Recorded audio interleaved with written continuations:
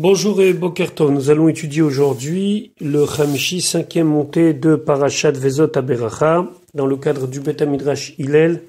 Bet HaMidrash fondé à la mémoire du Rav Hillel Pevzner Zichrono Livracha. Notre étude commence au Perek Lamed Gimel, 33e chapitre du livre de Devarim, Pasuk Rav Bet, verset 22. Maintenant, nous allons voir la bracha qui est demandée par Moshe Rabbeinu pour la tribu de Dan. Uldan Amar. Et pour la tribu de Dan, il a dit Dan Gour Arié. Dan est un jeune lion, un lionceau. Yezanek, qui jaillit, qui bondit, Min HaBashan, depuis la région du Bashan. Dan, son territoire était à la frontière, comme d'ailleurs la tribu de Gad. C'est la raison pour laquelle Dan, ici, est comparé à un jeune lion, parce que il doit être une espèce de garantie de sécurité pour le reste de la terre d'Israël. Voyons ce que Rashi nous dit. Dan Gourarié, Af ou même lui, Haya Samour Lasfar, lui aussi il était proche de la frontière. Les Fichar, c'est pour cela Moshlo, Moshe Rabbeinu le compare ici, Barayot, à des lions. Izanek Minabashan Ketargumo, comme la traduction de Onkelos. Onkelos dit que la terre de Dan profite des cours d'eau qui viennent du Bashan.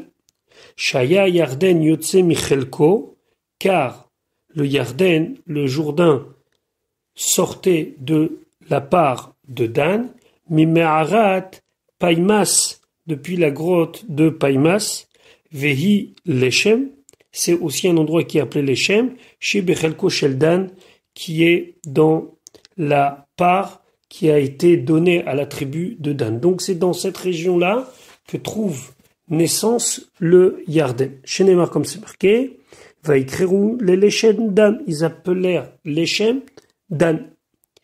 Vezinuko, et donc son jaillissement. Et ici on comprend le mot Izanek. Izanek, jaillir, bondir, ça désigne le fleuve. Vekilucho et son écoulement, Mina Bashan, viennent du Bashan. Davaracher, une autre explication. Mazinukze yotse mimakom echad venechelak leshne mikomot, comme ce jaillissement vient d'un endroit, il se divise en deux endroits distincts, car ainsi, Shifto Sheldan, la tribu de Dan, Natlu chelek bishne mikomot, ils ont pris une part qui est divisée dans deux endroits différents. Trila au début Natlu bitzfonit ma'aravit. Au début ils ont pris une part qui était au nord-ouest. À Ekron vesivotea, Ekron et ses alentours. Velo safkulahem, et ça ne leur a pas suffi. Et Ubaou ils sont venus. Fenilchamou ils ont fait la guerre imlechen contre les chaînes. Chez Paimas qui est aussi appelé Paimas. Vei betzfonit mizrachit, et elle, cette région se trouve au nord-est. Sharea Yarden Yotse Mimarat Paimas, car le Yarden, le Jourdain, sort donc de la grotte de Paimas, comme on l'avait évoqué précédemment. Vehu Bemizracha Shel Eretz Israël, et cette région se trouve à l'est de la terre d'Eretz Israël. Uba Mehat Safon la Darom, et de cet endroit-là qui se trouve donc à l'est d'Eretz Israël coule une source du nord vers le sud, Vekala Bikse Yamamelach, et ça se termine à l'extrémité de Yamamelech, de la mer du sel, plus communément appelée la mer morte, chez I de Mizrach Yehuda, qui se trouve à l'est de la part de la tribu de Yehuda, de la région de Yehuda, chez Natal Bidroma Shel Eretz Israël, comme on sait que Yehuda avait sa région au sud de la terre d'Eretz Israël, Kemofishem Fourash Besefa Yehoshua, comme c'est expliqué dans le livre de Yehoshua. Fait Ushenemar, c'est ce qui est dit là-bas. Fayetse Gevul Bnedan Mehem, est sorti la frontière de la tribu de Dan de eux. Vaya'alu Bnedan, et les enfants de Dan, les descendants de Dan sont montés, ça veut dire ils ont dépassé la région initiale. Vayilachamu, et ils ont lutté Imlechem contre Lechem. Yatsa Gevulam Mikol Oto Aruach, et donc leur frontière elle a dépassé vers toute cette direction. Chez Trilou Lintrolbo, la région qu'ils avaient commencé à prendre, ils ont donc un petit peu dépasser pour pouvoir avoir un territoire plus important. Maintenant, nous allons voir la bracha que Moshe Rabbeinu consacre à la tribu de Naphtali.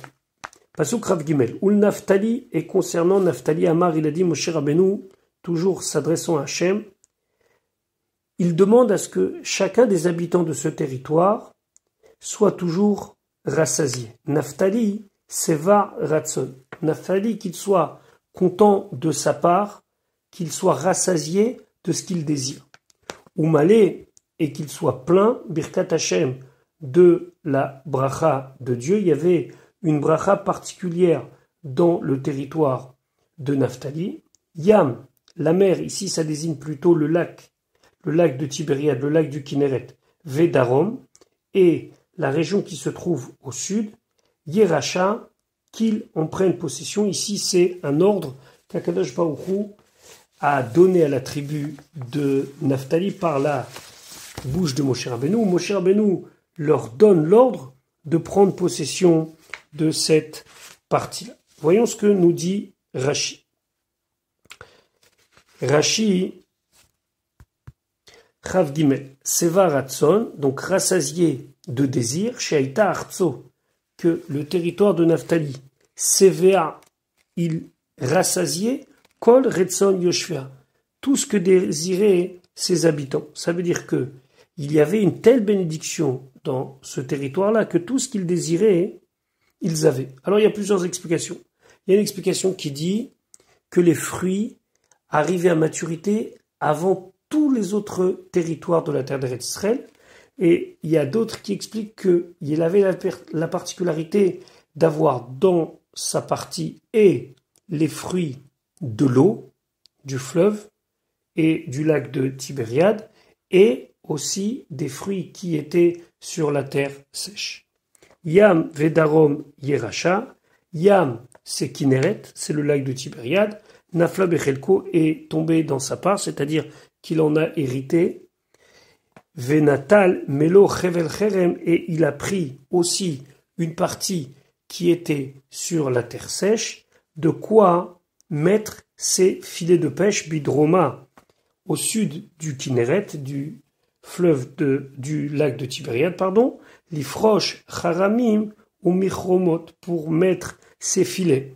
Donc il a eu non seulement le lac de Tibériade, mais aussi tout le bord pour pouvoir y mettre ses filets. Yeracha ici ne doit pas être traduit au passé, mais c'est un ordre, la Shon Tzivouy, que mot comme Aleresh monte et prend possession. Ve'ata'am, et l'accent tonique chez les malas, c'est un miléel, c'est-à-dire qu'il faut lire avec l'accent tonique sur le haut du mot, Beresh. Mochiar, ça prouve que ici il faut traduire par un ordre, par un tsivoui. Kemo comme Yerash, Yeda, Lekar, Shema. Keshemosif bohe, que lorsqu'il y a un he, Yé menugan atam les malas. Alors là, il faudrait être prononcé avec un miléel, c'est-à-dire l'accent tonique sur le début du mot. Shema, Yedar, Selacha, Lekacha. Afkan, la même chose. Ici, il faut dire Yeracha. La Shon Tzivouy, c'est un ordre, c'est un impératif. Ve Bamasoret Hagedola. Et dans une compilation de principes généraux sur la grammaire de la Torah et sur les ta'amim, sur la continuation de la Torah, qui s'appelait Masoret Hagedola, Matsin, on a trouvé Be'alpha Beta, la Shon Tzivouy des Ta'ameon Milehel. On a vu là-bas un principe que lorsque c'est un impératif, l'accent tonique, il est Milehel, c'est-à-dire au début du mot, donc il faut dire ici Yeracha. Pas Yeracha, mais Yeracha. C'est-à-dire l'accent tonique au début pour montrer que c'est un tzivouy, c'est un impératif. Pasuk Rav Dalet, maintenant nous allons voir la bracha concernant Asher. Ou Asher Amar est concernant la tribu de Asher, Moshe Rabbeinu a dit à Akadosh Baruch, Baruch mi banim Asher, qu'il soit béni par de nombreux enfants Asher, Yehi Retsui Echav, et qu'il soit Asher aimé, agréable à ses frères, Vetovel Bashemen Raglo, et qu'il trempe dans l'huile ses pieds. Alors ici, Rashi va d'abord expliquer les mots de Baruch Mibanim Asher. Chavdalet, Baruch Mibanim Asher. Ici, l'explication, ça signifie qu'il y a une bracha particulière dans la tribu d'Asher qui a beaucoup d'enfants. Raïti Besifri, j'ai vu dans le Sifri, En lecha bechol hashvatim, il n'y a pas parmi toutes les tribus, Shenit Barer Bebanim, qui a été béni par de nombreux enfants, qui est Asher comme Asher. Ce mot Rashi dit Ve'eni Yodea, et je ne sais pas Ketzad, comment expliquer cela, c'est-à-dire que Rashi n'a pas trouvé d'explication à ce fait-là, qu'ils sont plus nombreux. Ni par le fait que lorsqu'ils ont été recensés, on a trouvé un nombre extraordinairement plus important, ni même dans d'autres critères de distinction au niveau du nombre. Donc Rachid dit, je ne sais pas, qu'est-ce que ça signifie ce sifri qui dit En lecha bechol hashvatim shenit barer bebanim keasher, qu'il n'y a pas parmi toutes les tribus une tribu qui a autant d'enfants que Asher. Yeretsu yechav she'aya mitratze lechav, parce que Asher a été tout de suite agréé. Tout de suite, les autres tribus l'ont aimé. Pourquoi? Parce qu'il fournissait beshemen an pekinon uf kiplaot. Il fournissait toutes sortes d'huile qui était utilisée à usage cosmétique ou bien à usage de cuisson. Vehem meratzimlo, et lui donnait bitvoa en échange de la récolte. Davar acher, une autre explication. Yehi retsuy echav shayu bnotav naot. Il avait des filles très belles. Et tout le monde voulait se marier avec les filles de Asher. Veu sheneemar bedivrayamim, c'est ce qui est dit dans le livre des Chroniques. Là-bas, on parle de quelqu'un qui s'appelait Beria. Et on dit que venez Beria, les enfants de Beria, Chever et Malkiel, et ainsi les enfants de Chever et de Malkiel, ou Avi Birzaït. C'est le père de Birzaït. Shayub Notav, parce que les filles de Malkiel ben Beria ben Asher, Nesuot, elles s'étaient mariées les Kohanim Gdolim, à des Kohanim Gdolim, ou Melachim, et à des princes, Anim Shachim Beshemen, Zaïd, qui sont oints avec de l'huile d'olive. Et donc là, on voit le lien avec l'huile et donc avec la tribu de Asher. Vetovel Bashemen Raglo, Sheaita Arzo Moshechet Shemen Kemayan, sa terre faisait couler de l'huile comme une source. Vemaase Shenitzretsu Anshe Ludkia. Il y avait une fois où les gens de la ville de Ludkia, qui se trouvait dans la terre de Souria, les Shemen, ils ont eu besoin d'huile. Minou lahem pulmostos echad, ils ont envoyé un émissaire pour acheter de l'huile. Il est parti et il n'a jamais trouvé de quantité suffisante, jusqu'à qu'il est arrivé dans un endroit qui s'appelait Gouche Chalav, qui était dans la tribu de Asher. Et là-bas, ils l'ont amené chez quelqu'un qui fournissait de l'huile. Et d'abord, ils ont vu que chaque oliveraie avait un nombre de plantes à tel point que la servante, elle pouvait sortir un vase d'or plein d'huile. Et là-bas, elle se trempait les mains et les pieds. C'est-à-dire qu'il y en avait tellement qu'ils faisaient leur toilette dans de l'huile. Et lui, lorsqu'il a vu ça, il a vu vraiment la bracha que Moshe Rabbeinu a souhaité pour Asher, où c'est marqué là-bas Vetovel Bashemen Raglo. Et il a pu lui fournir à cet homme qui était venu de Souria, le producteur, de l'huile pour des milliers de pièces, parce que véritablement, c'était une terre qui donnait énormément de production d'huile d'olive.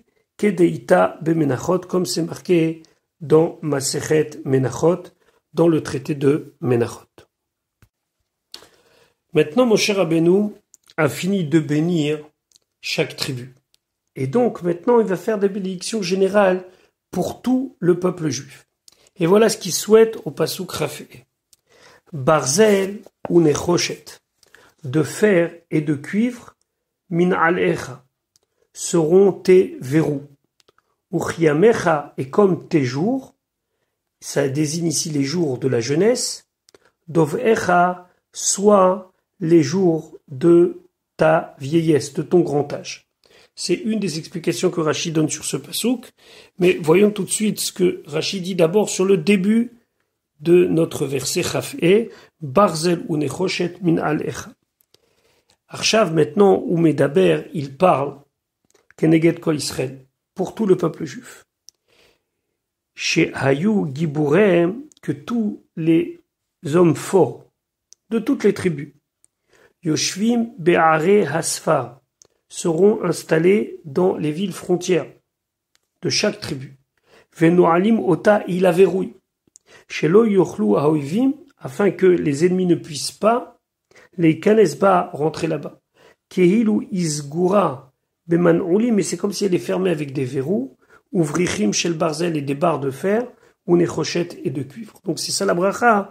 Barzel ou Nechoshet min alecha, ça veut dire que les gens les plus forts doivent être installés dans toutes les villes frontières afin de bloquer comme si c'était des verrous de fer et de cuivre.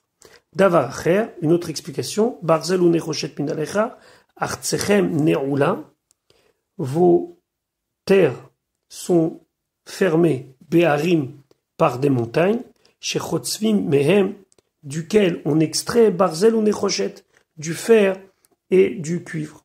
Verzo shel Asher, et la terre d'Asher, Haïta man'ula shel Eretz Israël, c'était le verrou d'Eretz Israël, c'était la terre qui fermait, entre guillemets, l'accès aux ennemis.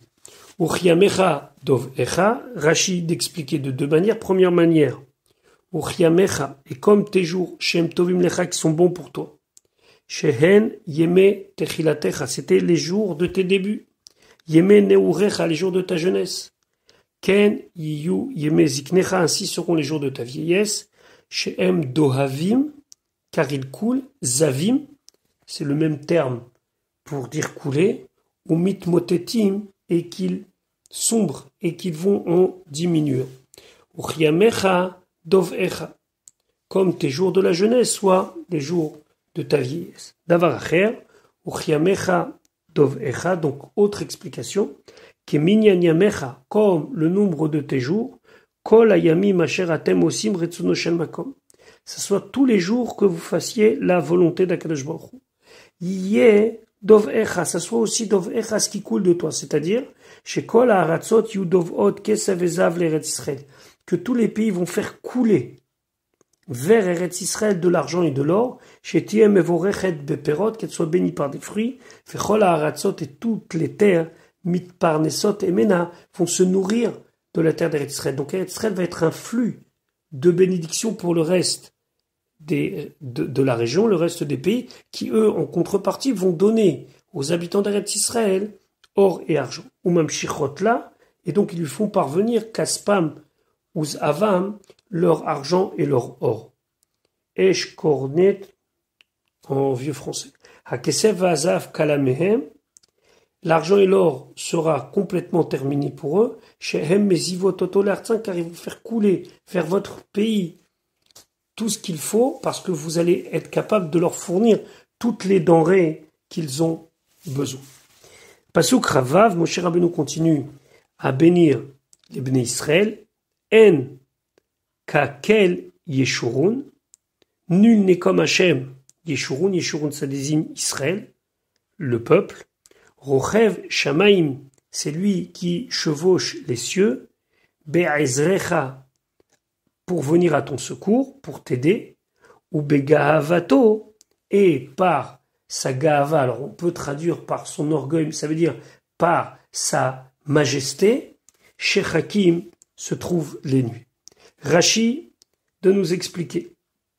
En kakel Yeshurun. Da sache. Lecha, pour toi, Yeshurun. Yeshurun, c'est le peuple juif. Chez En kakel, qui n'a pas comme Dieu Bechol Elohe Amim, parmi toutes les divinités des peuples, Velo Ketsure Chatsuram, et que ton rocher n'est pas comme leur rocher. Rochev Shamaim, ou Oto Eloka, c'est le même Dieu, chez Bezrecha, qui vient à ton aide. C'est-à-dire que lui, il est au-dessus des cieux, mais pourtant il est capable de descendre pour venir t'aider. Ou Bega Avato, ou Rochev, et donc c'est avec toute sa majesté qui chevauche, chez Hakim, les nuées, et ben lui, il vient ici t'aider comme si tu étais la chose la plus précieuse pour lui, plus précieux même que les cieux. Voilà pour aujourd'hui. Je vous souhaite une bonne journée. Bezrat Hashem, on se retrouve demain pour la suite de notre étude.